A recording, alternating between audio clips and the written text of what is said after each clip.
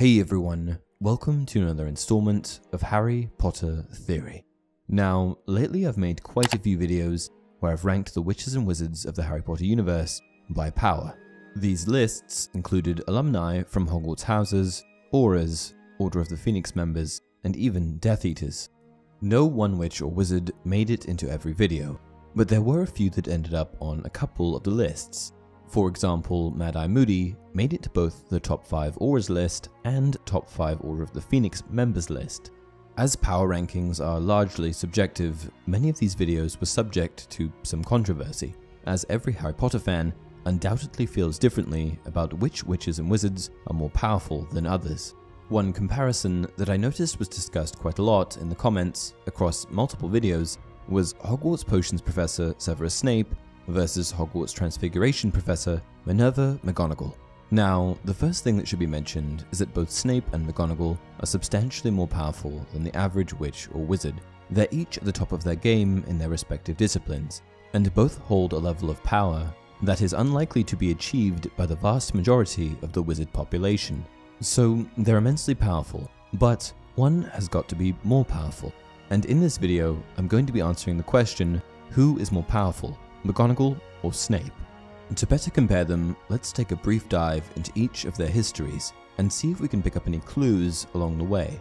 We'll start chronologically and begin with Minerva McGonagall, who is at least 25 years older than the deceptively young Snape.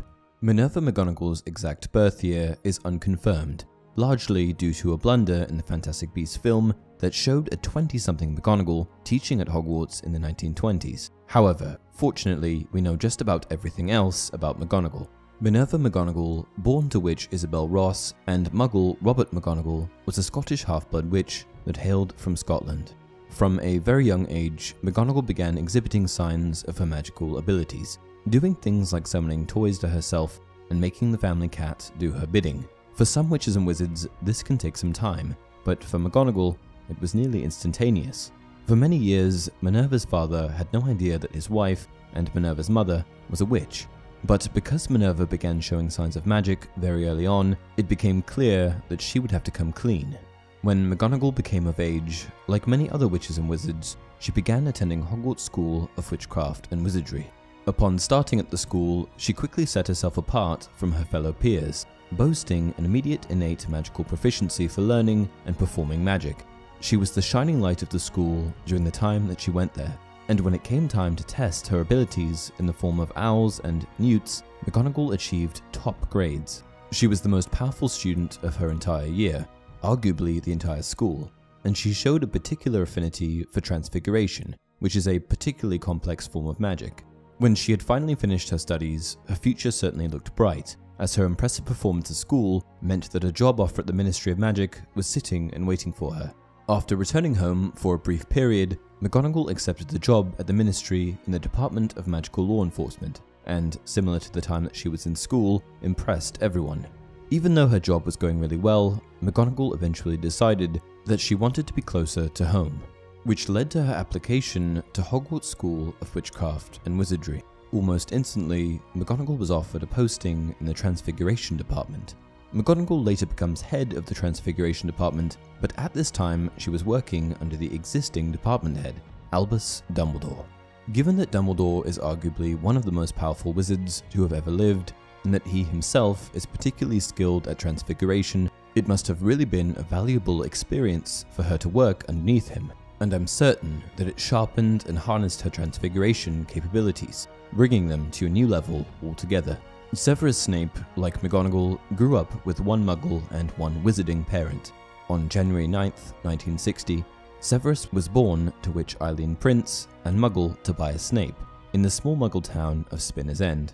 Spinner's End was very close to the nearby town of Cokeworth, where Snape would later meet Lily Evans, a girl that he would become deeply infatuated with. In their youth, the pair were inseparable, and they spent a considerable amount of time together before embarking on their journey to Hogwarts School of Witchcraft and Wizardry. 1971 was the year that they left for Hogwarts, and it was supposed to be the time of their lives. However, in reality, this was the year that marked the beginning of Snape's tragedy, as in that same year, him and Lily were sorted into different houses. Snape was sorted into Slytherin and Lily to Gryffindor. This immediately placed a divide between them. To add insult to injury, Lily's later husband, James Potter, was also sorted into Gryffindor, and it just so happened that he was Severus Snape's main bully at school. But Snape didn't just have one bully, he had four: the Marauders, Sirius Black, Remus Lupin, Peter Pettigrew, and James, and they made his life miserable. Snape's incessant bullying during school inevitably sent him down a very dark path, and Snape was really not the guy they should have done that to, because in reality, he was the most innately powerful wizard of his entire year. Before even attending Hogwarts, Snape was passionate about performing magic and learning new spells. He didn't even have a formal education, but probably knew more than most Hogwarts graduates. The following quote from Sirius supports this. Snape knew more curses when he arrived at school than half the kids in 7th year. So, what should the Marauders not have done with a powerful wizard like Snape? The answer is, of course, bully him until he turned to the dark arts. Snape's introduction to the dark arts was never good for anyone, particularly because he was so talented. He excelled in all of his classes at school, aced tests easily, and devoted all of his spare time to studying independently after hours. His future was extremely promising, and while learning his primary course material at Hogwarts, would even scribble in his notebook and invent his own curses, charms, and potions. Snape even produced his own version of the potions class textbook under the alias the Half-Blood Prince, and the spells that he created were leaps and bounds ahead of what any of his peers would have been able to do. Snape's natural talent, paired with his incessant thirst for knowledge and willingness to pursue even the darkest forms of magic, meant that Snape graduated Hogwarts a very powerful man, perhaps one of the most powerful people that the school had ever produced. If we look at the upbringings and history of both Snape and McGonagall, we can see that they were both incredibly impressive students with some of the highest levels of innate magical ability around. On top of that, they were both studious and took magic very seriously. In a lot of ways, particularly as students, they were very similar, but the primary difference between them was of course the path that they took after finishing school.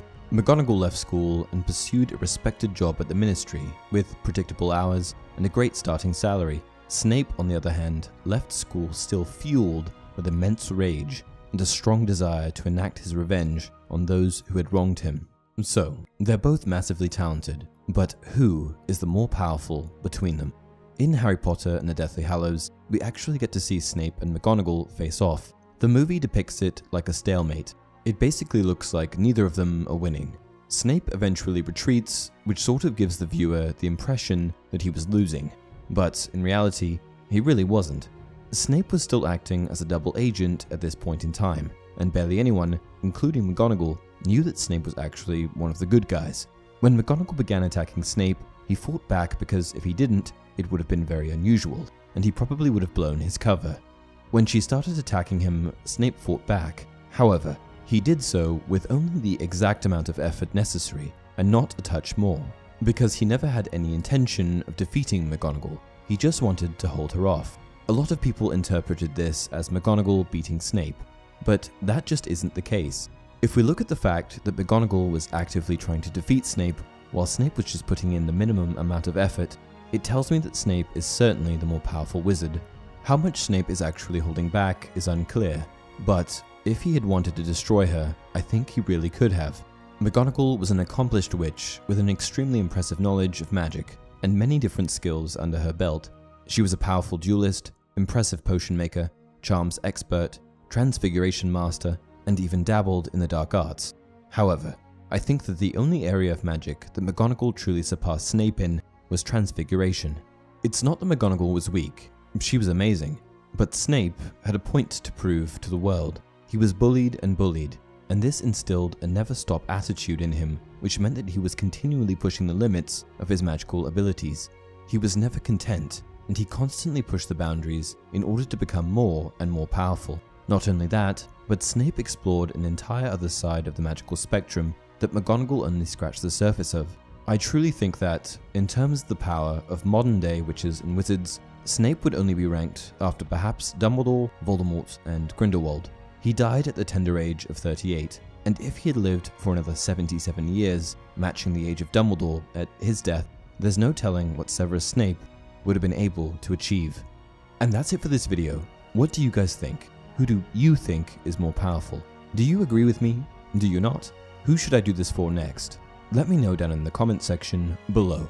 Until next time, you're a wizard, Harry.